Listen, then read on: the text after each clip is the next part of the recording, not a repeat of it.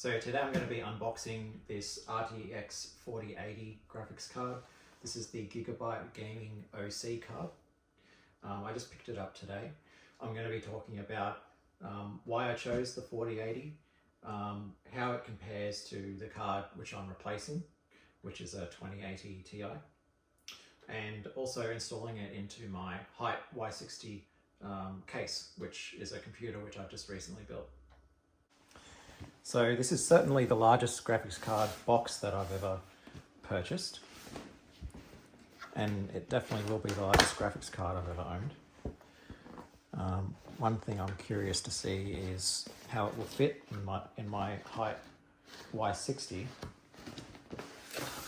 The Y60 is a fantastic looking case, but given the way that the graphics card installs in the Y60, some people do have problems fitting air-cooled cards inside because they can actually sit quite close to the glass panel.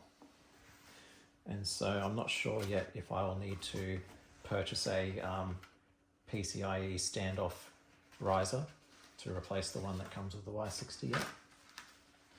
So there's a little manual and I think a warranty registration card there. Nothing too exciting. It's actually pretty rare for graphics cards to come with anything else these days. They used to come with games and other goodies. I purchased a graphics card once which came with a web camera and an Asus graphics card. It was an ATI card back in 2006. So they used to come with, you know, all sorts of things. But anyway, so there's the three-port power adapter. So you do need 3 PCIe cables to adapt to this card, which, you know, I don't really like. I wish they would just allow the PCIe cables to plug straight into the card. That way you can use your custom sleeved cables that you already have in your case without having to use an adapter which might not match your custom sleeve theme. So I don't know what the reason is they've done that, but anyway. This is just some screws, I think, to install the standoff plate, which is, or support bracket rather, which I'm not going to be using. It's not necessary in the Hyte Y60 because of the way the GPU is mounted in the Y60. And of course we have the card itself, which is huge, and I bet it's going to be heavy.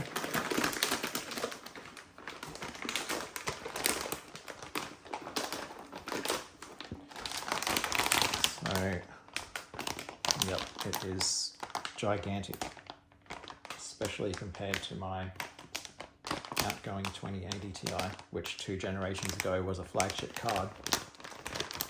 This is insanely big. There's nothing else in the box there. So, yep, looks like you don't need to cut it open. It comes straight these seals here. What does that say? Gigabyte qualified. Okay, I guess Gigabyte are qualifying their own products as Gigabyte products, whatever that means. Or they've had a qualified sticky tape employee apply this tape. Something like that. Wow.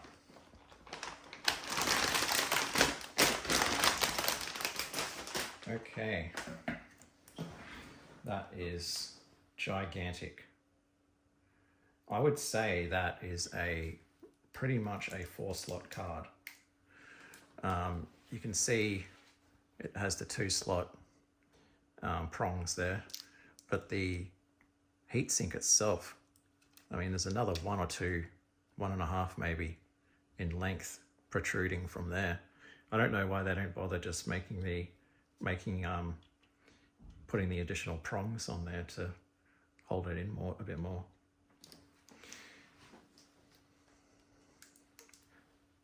So my first thought is I am going to need a PCIe riser standoff to fit this into my case, but we'll see.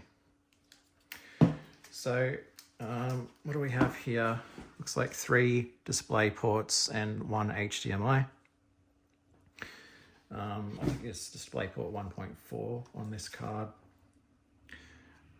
So you will need display, I think it's called display stream compression, if you want to run 4K at high refresh rates using this card. It is a solid piece of equipment. It's quite impressive, but I wonder if it is over-engineered. I do prefer smaller cards, and I wish that I could have purchased a smaller form factor 4080, but they just do not exist for some reason. And I'm sure that the size of these cards will be a reason that a lot of people don't purchase them, because they just won't fit inside the cases. Take off this.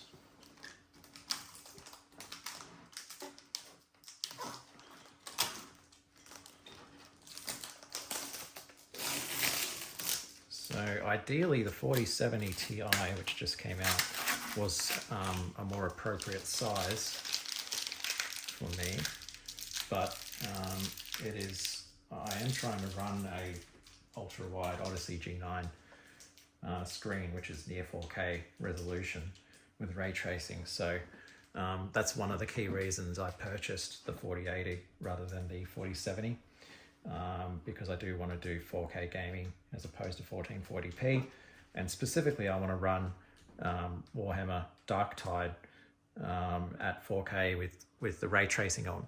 So I did some research online and turned out this would be the card which I would need to be able to do that.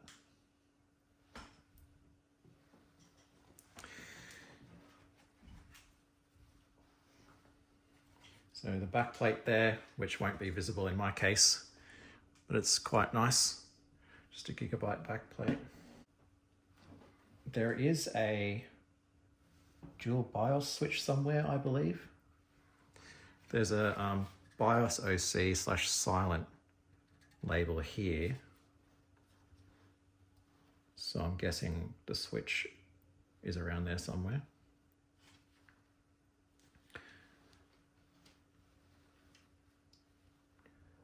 I'll be running this with a power supply, which I just purchased today. It's a 1000 watt Thermaltake power supply. I did have a 750 watt, which I returned because it had a problem. So I think these cards can run on 750 watt, but if you are purchasing a new power supply and you know you're going to use this card, then I'd recommend at least 850 or 1000 watt power supply. So for comparison, here is my 2080 Ti, which looks tiny compared to the 4080, which is not even this generation's flagship card. The 2080 Ti was also a fraction of the price of the 4080. So, you know, over 2 generations, things have certainly changed a lot. I purchased this 2080 Ti for, I think, $1,200 Australian, brand new, from the same store where I purchased this one today, which was around 2,100 Australian dollars. The 2080 Ti is just a dual slot card, which looks slim by today's standards, and it was the flagship at the time. And at the time I installed this in a mini RTX build, and it was fantastic. There's no way that this one, I know people have put them in mini RTX cases, but I don't think it's definitely not designed for mini RTX. Ideally you'd be running this in a full-size case.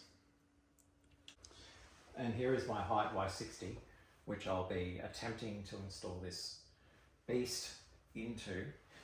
As you can see, I only have the 2 PCIe custom sleeve cables here, because that's all that the 2080 Ti required. Also, that's actually all that the Thermaltake custom sleeve extension kit comes with. It only comes with 2 of them. So obviously not adequate for today's graphics card, so I've reached out to Thermaltake to ask for an additional one of these parts, and they have thankfully quoted me just for the one part, so I don't need to buy the entire set just to get the one extra cable. But for today I'll have to run one of the standard supplied PCIe cables from the power supply in addition to these 2 which I already have. I'm replacing a Thermaltake power supply with another Thermaltake power supply, so thankfully I'm able to keep the existing extension sleeve set, which supports all Thermaltake power supplies. With the Y60, the graphics cards installed vertically, and they're facing outwards from the case like this. There's a riser cable just here, so it's good to put your graphics card on display and show it off, but there's limited clearance and space within this case before the glass panel is in the way. So we're going to see how this fits and how much clearance we're going to have between the card and the glass panel once this is put in. So let's get this installed. So the installation is done. I do have a few observations. First of all, like I thought, this thing is absolutely massive in my case. There is barely any clearance between the card and where the glass side panel will be. So I might operate without the glass panel on for now until I get a offset which can actually tilt the card backward away from the glass. But I'll give it a try anyway, see what kind of temps I get with the glass on. Another thing is, I didn't know about this because there's been so much talk about these PCIe adapters which connect, 3 or 4 PCIe cables into one for the new graphics cards. I didn't realize you can actually just get the single cable, which came with my power supply. I think it's called a 12 VPWR cable, and that's what you see plugged in to the graphics card here. So I did not end up using the dongle to connect my PCIe cables. It's just one cable and it goes direct to the power supply. And this power supply has a dedicated 12 VHPWR port which it plugs into, which apparently is a PCIe 5 thing. So that's good. It means I don't need to have a jumble of PCIe cables connecting to one dongle and making my case look more messy. It does mean that my custom sleeved PCIe cables are now useless. So at least I don't need to buy any more buy a third one to plug into the adapter though, so that's good. The cable that came with mine, so these cables are rated at different wattage, so I think they go 300, 400, 650. The one that came with mine is 450 watt. You can tell because there's a little label on the other side of this which says 450 watt. And reading online, apparently that is enough for the 480 card, so I'm happy about that. Another observation, this card actually does not quite line up with the screw holes of my Hyte Y60 perfectly. So I did have to kind of force the panel here inward with my finger and force the card from the other side to get the holes to line up to get these screws in. It didn't feel like it was meant to go like that, but you need to secure your card to the case somehow. So that's what I ended up doing. And one final observation, with this graphics card, it is so tall that the cable protruding from here is actually kind of blocking the view of my RGB RAM modules. So that is a bit annoying. The 2080 Ti didn't have that problem, and it fit quite nicely in the case with the motherboard fully on display. So that's just a thing with these larger size cards. You know, you could consider that a bit of a visual compromise. So here's the moment of truth. We're about to find out if it will post.